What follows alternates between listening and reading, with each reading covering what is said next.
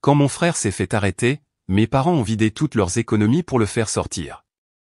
Quand j'ai eu besoin d'argent pour une opération, mon père a dit froidement, si l'un de vous doit partir, c'est mieux toi que lui. Ma mère n'a même pas hésité. Il a toujours été notre priorité. Tu es seul.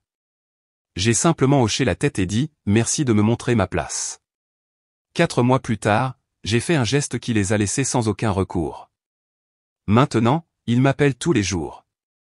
S'il te plaît, juste une conversation. Alors, tout a commencé avec quelque chose de bizarre le mois dernier. Et honnêtement, je ne m'en suis toujours pas remis. Peut-être que vous comprendrez, peut-être pas. Mais peu importe. Voilà. Je suis entré dans la maison de mes parents, ce qui est tellement typique. Je finis toujours là-bas quand quelque chose casse, Wi-Fi, TV, thermostat, peu importe. C'est toujours moi, et pas mon frère, Nelson, mais j'y reviendrai.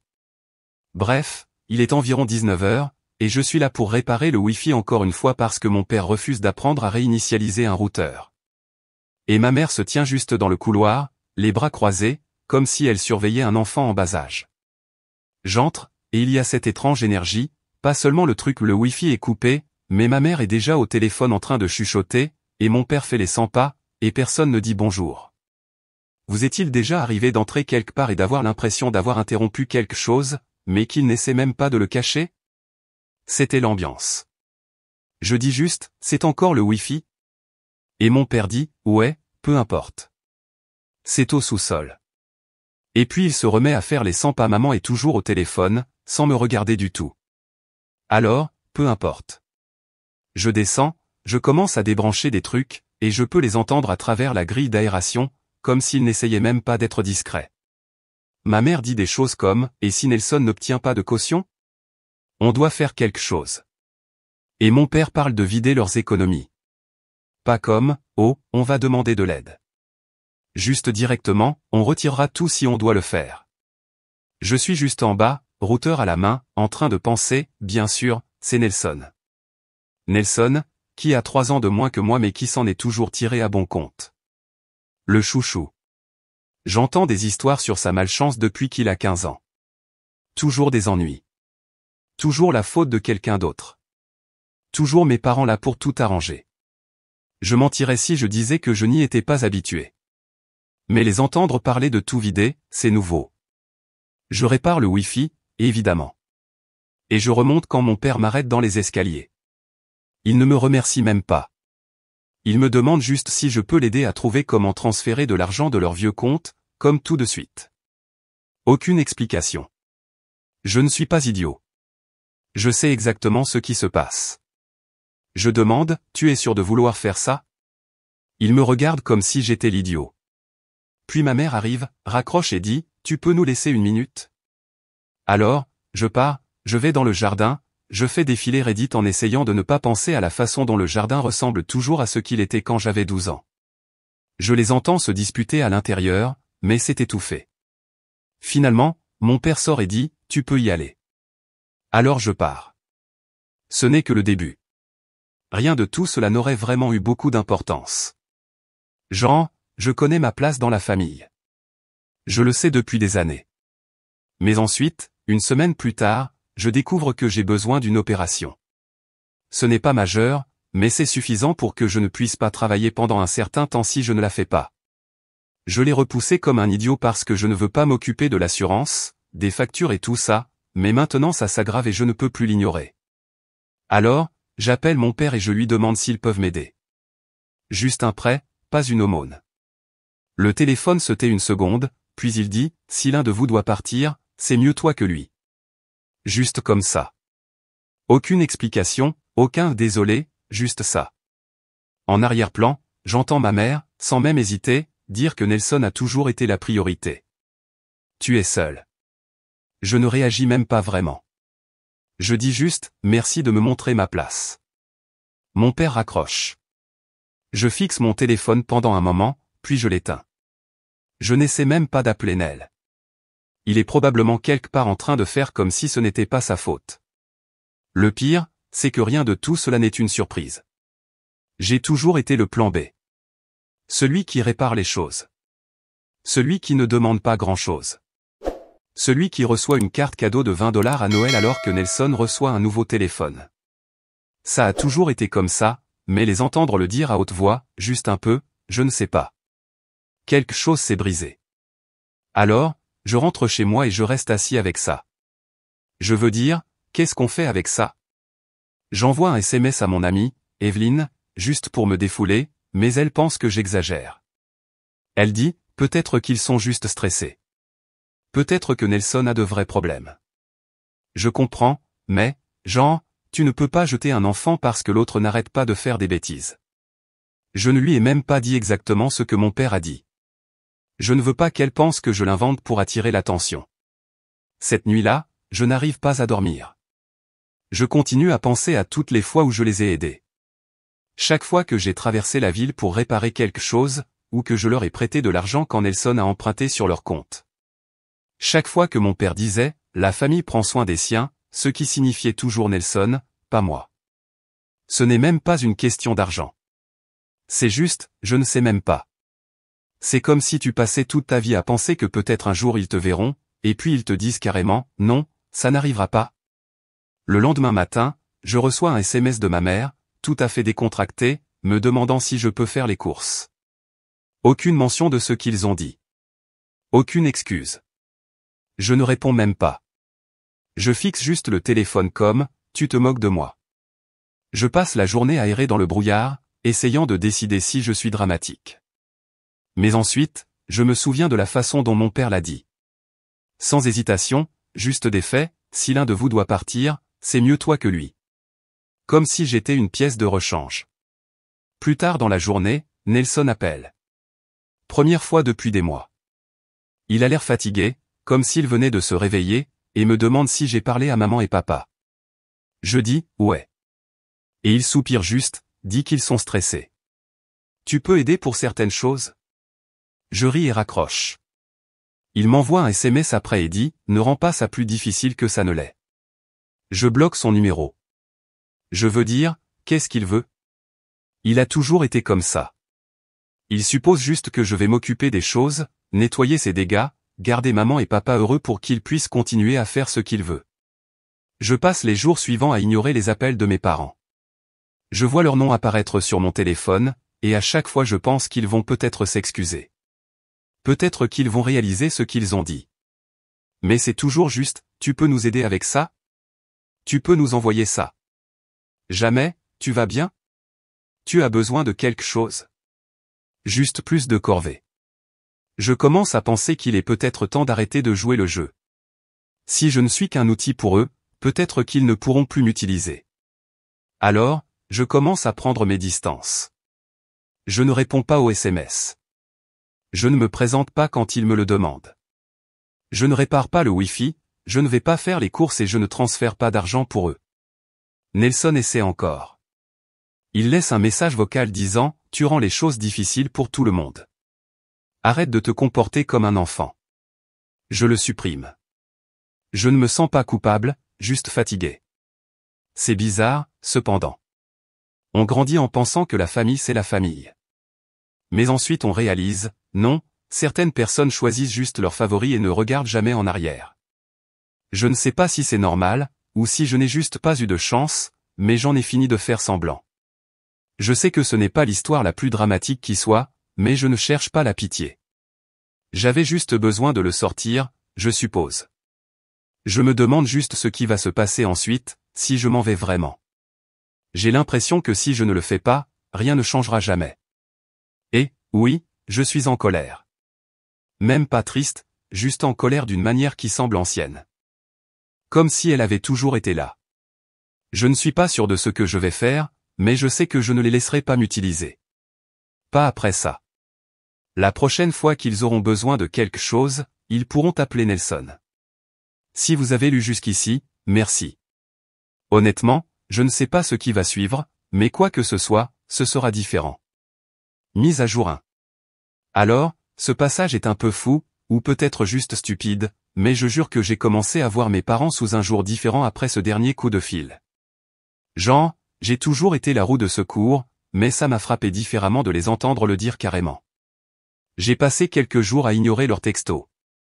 Et même Evelyne m'a dit, tu es sûr que tu ne veux pas juste en parler? Non, pas cette fois. Pas après tout ça. Je n'arrêtais pas de repenser à chaque fois qu'ils avaient besoin de quelque chose, et à la façon dont je le faisais.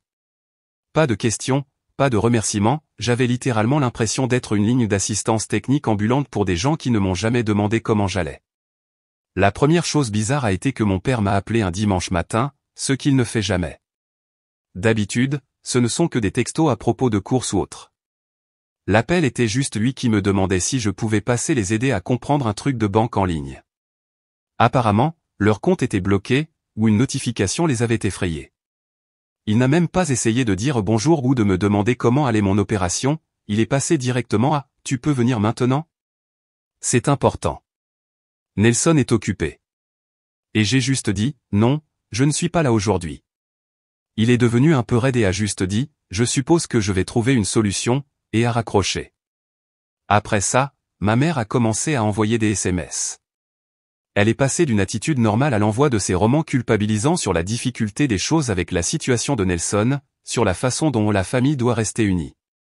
Je l'ai laissé en lecture. C'est vraiment fou à quelle vitesse leur ton est passé d'agacé à désespéré. Ils ont commencé à appeler plusieurs fois par jour, laissant des messages vocaux sur les factures, l'assurance, les mots de passe, des choses que je fais pour eux depuis des années parce que Nelson n'a jamais pris la peine d'apprendre et qu'il s'attendait à ce que je m'en occupe pour toujours. Jean, je sais que ça a l'air bête, mais on ne réalise pas à quel point on fait des choses pour les gens jusqu'à ce qu'on arrête. Soudain, ma mère me bombarde de messages sur le fait que son Netflix ne fonctionne pas, me demandant ce qui est arrivé à l'application de livraison de courses. Pourquoi ne peut-elle pas se connecter à sa tablette? J'ai simplement arrêté de répondre, non par dépit, mais parce que j'ai réalisé que si je ne suis pas assez important pour obtenir un respect de base, alors ils peuvent se débrouiller seuls. Nelson, bien sûr, introuvable. Il a ses propres problèmes, et il a toujours été doué pour disparaître quand les choses ne le concernent pas. C'est son super pouvoir secret depuis que nous sommes enfants. Puis un jour, peut-être 2 semaines après la dernière explosion, je reçois un appel d'un numéro inconnu. C'est Nelson, qui utilise le téléphone de quelqu'un d'autre. Il va droit au but, tuant les choses plus difficiles pour tout le monde. Maman et papa paniquent. Aide-les, bon sang. Il a essayé de faire comme si tout allait bien, mais je pouvais entendre qu'il était agacé, comme si c'était un problème dont il ne devrait pas avoir à s'occuper. Je lui ai dit, tu es le favori. Tu aides. Il a ri, a dit, je n'ai pas le temps pour ces conneries. Et puis j'ai dit, c'est ton travail parce que je sais comment fonctionne tout leur truc. J'ai raccroché. Le lendemain, mon père se présente à mon appartement. Je ne plaisante même pas. Il n'est jamais venu sans prévenir. Pas pendant toutes ces années. Il frappe comme s'il allait enfoncer la porte. Je l'ouvre juste assez pour voir son visage. Il a ce regard, vous savez lequel? Comme s'il allait me faire la leçon. Il dit, tu es puéril. Reprends-toi et aide ta famille. J'ai dit, tu m'as dit que je n'étais pas ta priorité, alors débrouille-toi avec Nelson. Il a essayé d'ouvrir la porte, mais je l'ai bloqué et lui ai dit de partir. Il a frappé le cadre de la porte, puis est parti en marmonnant. Ma voisine d'en face a sorti la tête, alors j'ai haussé les épaules et j'ai fermé la porte. C'était honnêtement assez libérateur, je ne vais pas mentir. J'ai regardé les appels manqués s'accumuler, et les textos passer d'exigeants à presque suppliants. On pourrait penser qu'après quelques jours ils abandonneraient, mais non, ils ont continué. Ma mère a commencé à envoyer des messages sur la façon dont Nelson avait des difficultés, comment la famille devrait pardonner, tout ça. Mon père est passé aux menaces, des trucs du genre, tu vas le regretter et tu ne te comportes pas comme un fils. J'ai bloqué son numéro pendant 1 semaine. Entre-temps, j'ai commencé à penser à tous les trucs qu'ils ont liés à mon nom. Genre, beaucoup de leurs factures, quelques vieux comptes, même leur forfait téléphonique.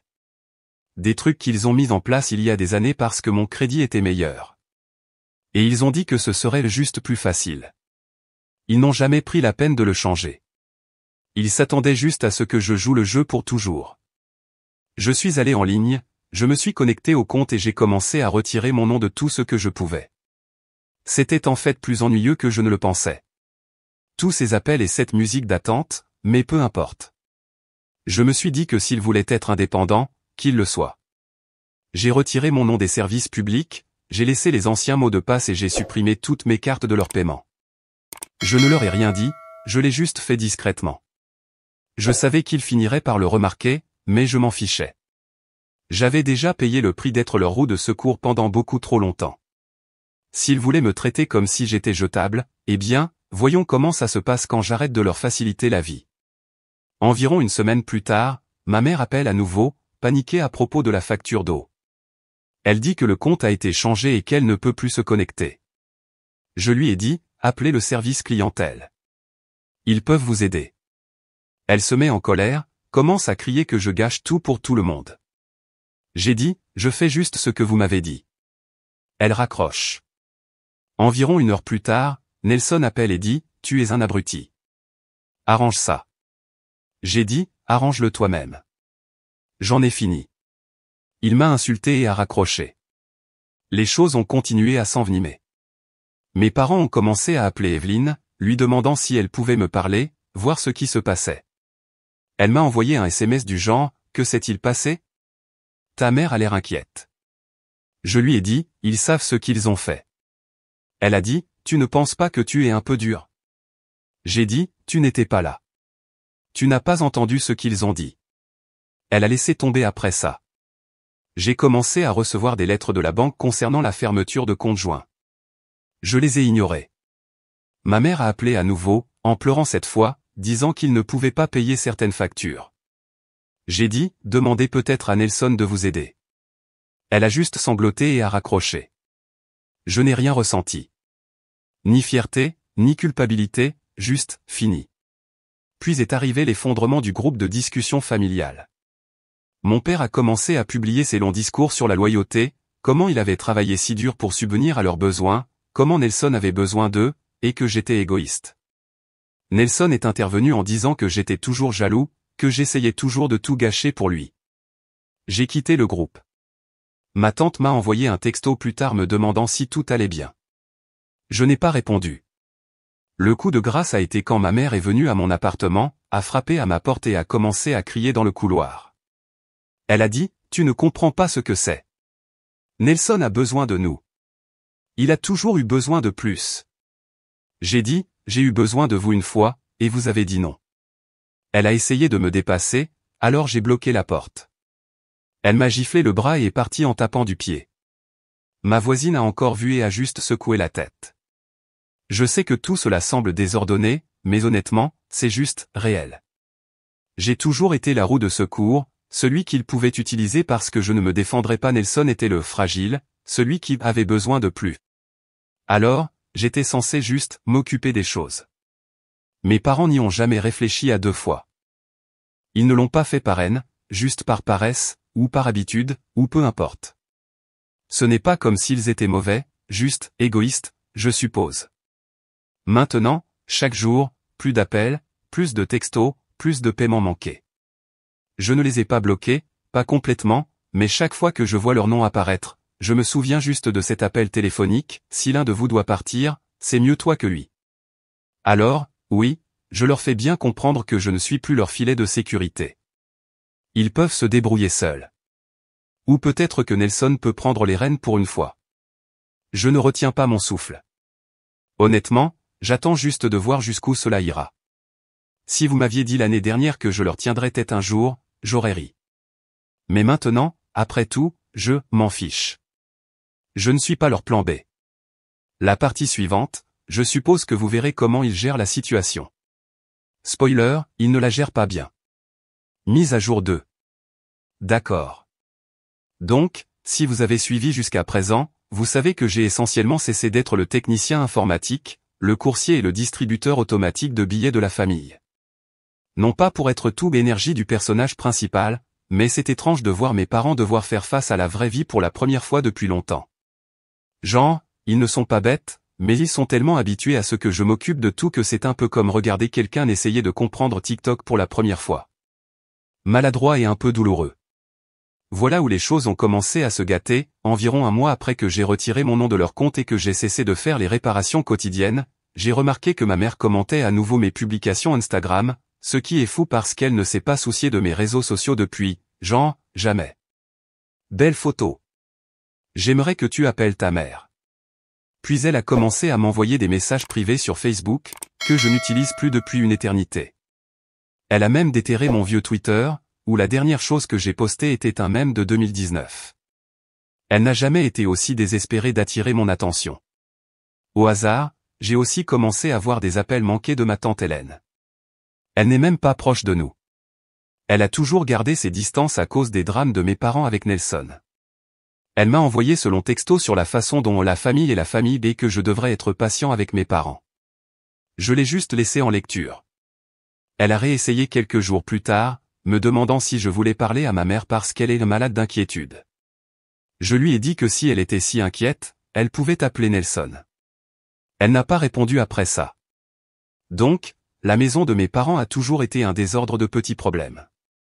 Robinet qui fuit, climatisation cassée, l'horloge du four jamais réglée correctement.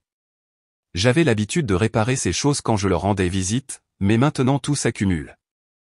Ma mère m'a envoyé une photo de leur évier de cuisine avec la légende « Tu peux aider avec ça ?» Je n'ai pas répondu. Elle a appelé.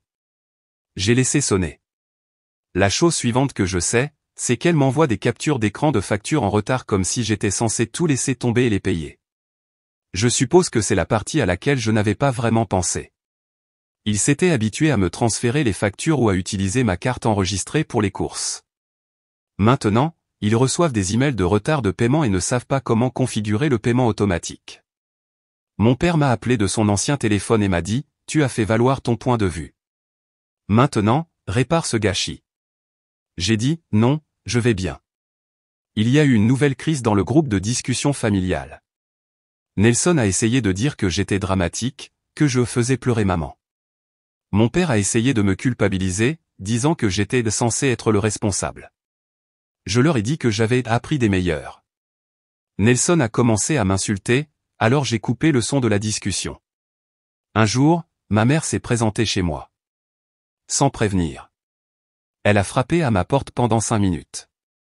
Je l'ai ouverte. Elle m'a bousculé, s'est mise à pleurer sur la difficulté des choses, sur les difficultés de Nelson, sur le fait qu'elle ne savait pas quoi faire. Elle a essayé de me prendre dans ses bras, mais j'ai reculé et lui ai dit de partir. Elle m'a giflé le bras et m'a traité de sans-cœur. Je lui ai dit, vous avez fait votre choix. Maintenant, vivez avec. Elle a claqué la porte en partant. Une semaine plus tard, j'ai reçu une lettre de la compagnie des eaux concernant le retard de paiement de la maison. Je suppose qu'ils n'ont pas compris les trucs en ligne. La même semaine, mon père m'a envoyé un texto disant « Tu vas le regretter. Tu auras besoin de nous un jour. » Je n'ai pas répondu. Il a appelé 3 fois cette nuit-là. J'ai laissé tous les appels aller à la messagerie vocale. Nelson m'a envoyé un texto le lendemain, disant « Tu gâches tout. Accepte-le et aide, comme toujours. » J'ai bloqué son numéro à nouveau. Le plus fou, c'est que j'ai commencé à recevoir des textos des amis de Nelson. Genre, mec, qu'est-ce qui se passe avec tes parents? Je connais à peine ces gens. J'ai réalisé que mes parents devaient avoir commencé à se renseigner, essayant de trouver quelqu'un pour me faire pression. Un gars, Kyle, a dit, ta mère a dit que tu es le seul qui peut t'arranger ça. Je lui ai dit qu'elle avait tort. Ce n'est pas comme si je voulais que les choses se gâtent autant, mais j'ai juste arrêté d'arranger les choses pour eux. Et soudain, leur monde s'est écroulé. J'ai même commencé à débarrasser toutes mes vieilles affaires de chez eux. Je me suis présenté quand je savais qu'ils seraient sortis. J'ai pris tout ce qui était à moi. Vieux ordinateurs portables, quelques vêtements, des vieilleries dans le garage. J'ai laissé un mot disant « Ne m'appelez plus pour quoi que ce soit ». Ils ont recommencé à appeler mon amie Evelyne. Elle m'a envoyé un texto disant « Ta mère me bombarde de coups de fil. » J'ai dit « Désolé, bloque-la si tu veux. » Elle a dit « Tu vas bien ?» J'ai dit « Oui, en fait. » À ce stade, cela devenait embarrassant. Mes parents ont commencé à m'envoyer des messages via WhatsApp, Signal, même LinkedIn. Mon père m'a envoyé une demande de contact, comme si j'allais lui parler sur LinkedIn. J'ai juste ri. Je suppose qu'ils pensaient que s'ils essayaient suffisamment de plateformes, je céderais. Il y a quelques jours, mon père s'est de nouveau présenté chez moi. Il n'a pas frappé cette fois, il est resté dehors à m'appeler sans arrêt. J'ai mis mes écouteurs et j'ai attendu. Finalement, il est parti. J'ai reçu un texto quelques heures plus tard, disant simplement « J'espère que tu es fier de toi ». J'ai appris par mon cousin que la maison est vraiment en danger. Pas encore de saisie, mais ils ont du retard sur beaucoup de choses. Nelson n'est pas rentré à la maison depuis des semaines. Il fait du canapé surf ou autre. Mes parents continuent d'essayer de me joindre, mais tout ce qu'ils obtiennent, c'est le silence. Ils voient enfin ce que c'est quand je ne suis pas là pour les sauver. C'est bizarre, parce qu'une partie de moi pensait qu'ils trouveraient une solution, ou au moins qu'ils essaieraient d'arranger les choses eux-mêmes. Mais ils continuent de s'enfoncer, demandant de l'aide à d'autres personnes, espérant que je céderai. Je ne le ferai pas. Je ne suis plus leur roue de secours. Et je ne vais pas faire comme si ce qu'ils ont fait était normal. Ils ont toujours dit que Nelson avait besoin de plus d'aide. Mais la vérité, c'est qu'ils aimaient juste avoir quelqu'un pour s'occuper de tout. Et maintenant, ils doivent vivre avec ce qu'ils ont choisi. Dans la prochaine partie, vous verrez à quel point ils deviennent désespérés. Je ne joue plus à leur jeu. Mise à jour finale. Alors, cette partie n'est pas glamour, mais elle est réelle. Et honnêtement, je ne suis même pas sûr qu'il y ait une façon claire de tout écrire. Si vous avez suivi jusqu'à présent, vous savez que les choses avec mes parents ont été un désastre depuis que j'ai arrêté de tout faire pour eux, littéralement. J'ai toujours pensé, au fond, qu'ils rebondiraient, ou que Nelson prendrait les rênes pour une fois, ou au moins qu'ils trouveraient comment se connecter à leur propre compte bancaire. Il s'avère que, non. La première chose qui m'a fait comprendre que les choses étaient bien pires qu'ils ne le laissaient entendre, c'est que ma mère m'a envoyé une demande Venmo pour les courses. Juste un montant aléatoire. Pas de message, juste une demande. Je l'ai ignorée. Elle en a envoyé une autre quelques heures plus tard, puis encore le lendemain. Puis mon père m'a envoyé un texto avec une photo de leur réfrigérateur vide et une seule ligne, « J'espère que tu es content ». J'ai juste bloqué son numéro pendant un moment. Je sais que cela semble dur, mais honnêtement, je ne supportais plus de voir leur nom. C'est arrivé au point où chaque fois que j'ouvrais mon téléphone, il y avait des appels manqués de numéros inconnus. Ils ont commencé à appeler de la ligne fixe de la maison, du téléphone de ma tante, et même du numéro d'Evelyne une fois. Elle m'a envoyé un texto juste après. Elle a dit « Désolé, ta mère a supplié d'utiliser mon téléphone. » Je ne savais pas quoi faire d'autre. Mes parents ont toujours été du genre à garder leurs problèmes privés, mais maintenant tout le monde dans le groupe de discussion familiale pouvait les voir. Mon oncle a fait un commentaire du genre « Qu'est-ce qui se passe avec tes parents ?» Ils m'ont appelé en pleurant à propos des factures. J'ai juste dit « Demandez-leur ». Donc, oui, ils ne pouvaient pas payer les factures. La maison avait du retard sur les services publics. Mon père m'a envoyé un message privé sur LinkedIn pour dire qu'il pourrait perdre la voiture. Nelson n'était pas là. Il a disparu à nouveau, ce qui, honnêtement, est classique. Il a toujours été capable de disparaître quand les choses se gâtent. Mes parents l'ont toujours couvert parce qu'il était sensible ou qu'il avait besoin de plus d'aide. C'était toujours, Nelson ne peut pas supporter ce stress, ou Nelson traverse beaucoup de choses, comme si je n'étais pas là, juste devant eux. J'ai commencé à recevoir des emails d'entreprises dont je n'avais jamais entendu parler, comme des agences de recouvrement, parce que mon nom était sur des choses datant de l'époque où ils avaient besoin d'un bon crédit pour un prêt. C'est fou comme les gens se souviennent vite de votre numéro quand ils ont besoin de quelque chose. Je suis allé régler tout cela, je me suis assuré que rien de nouveau ne puisse m'être lié, j'ai fermé tous les comptes que je pouvais. Il y avait une carte commune sur laquelle ils avaient encore réussi à accumuler un solde, alors je l'ai payé et je l'ai fermé. Pas pour eux, juste pour qu'ils ne puissent pas m'entraîner dans leur chute.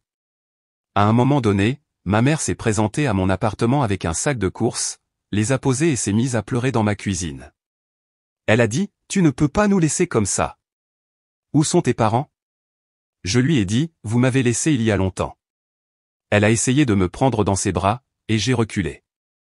Elle m'a giflé l'épaule et s'est mise à crier sur la façon dont Nelson avait toujours besoin de plus. Comment ils ont fait ce qu'ils avaient à faire, comment j'étais toujours plus fort. Elle n'arrêtait pas de dire, « Tu sais que c'est vrai. Tu arranges toujours tout. Nelson n'est pas comme toi. » Je lui ai dit, « Peut-être qu'il devrait apprendre. » Elle a claqué ma porte en sortant. Je n'arrêtais pas de penser que c'était peut-être ce qu'il fallait pour qu'ils comprennent enfin. Mais ils ont continué à appeler, tous les jours, parfois 5 ou 6 fois par jour. Mon père a laissé ces messages vocaux étranges, alternant entre colère et pathétique, disant des choses comme « juste une conversation », s'il te plaît. Tu ne comprends pas à quel point c'est grave. Parle-nous. Ma mère envoyait des textos, s'il te plaît, juste une conversation, encore et encore. Comme si elle le spammait suffisamment, je craquerais. Evelyne a envoyé un texto, disant, ta mère m'appelle tous les matins. Que veux-tu que je dise? Je lui ai dit, dis ce que tu veux. Je ne change pas d'avis. Elle a dit, tu en as vraiment fini avec eux. J'ai dit, oui. Elle a dit, je comprends. À un moment donné, mes parents ont commencé à passer en revue mes vieux amis, des gens à qui je n'ai pas parlé depuis des années. J'ai reçu un message de Kyle, que je n'ai pas vu depuis l'université, disant, mec, ton père m'a appelé. Tout va bien? J'ai juste dit, c'est bon. Ne t'implique pas. Je suppose que les gens s'attendent à une grande réconciliation ou quelque chose comme ça, mais, non. Je n'ai rien fait de tout cela pour leur donner une leçon. Je veux juste sortir. Mais les voir se démener, les voir devoir supplier les gens au lieu de simplement s'appuyer sur moi, je ne peux pas mentir. C'est comme une revanche, en quelque sorte. Ils ont passé toute ma vie à s'assurer que Nelson est tout.